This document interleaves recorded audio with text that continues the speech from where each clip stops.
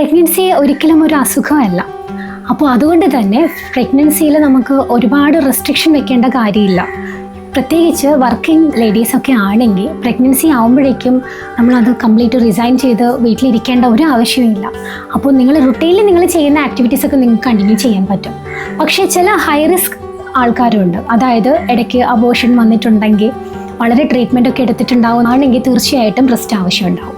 അതുപോലെ ഫസ്റ്റ് 3 മാസത്തിൽ ബ്ലീഡിങ് ഉണ്ടായിട്ടുണ്ടെങ്കിൽ നമുക്ക് തീർച്ചയായിട്ടും റെസ്റ്റ് ആവശ്യമുണ്ടാവും.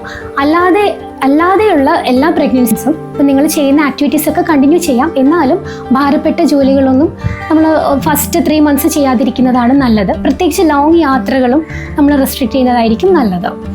ആദ്യത്തെ 3 മാസം സെക്ഷൽ ആക്ടിവിറ്റി ഇല്ലാതിരിക്കുന്നതായിരിക്കും ഏറ്റവും നല്ലത്. പിന്നെ 3 മാസത്തെ സ്കാനിങ്ങിൽ പ്രത്യേകിച്ച് ബുദ്ധിമുട്ടുകളൊന്നും ഇല്ല, വേറെ ബ്ലീഡിംഗ് ഒന്നും ഇല്ലെങ്കിൽ അങ്ങനെ പ്രോബ്ലം ഒന്നും ഇല്ല.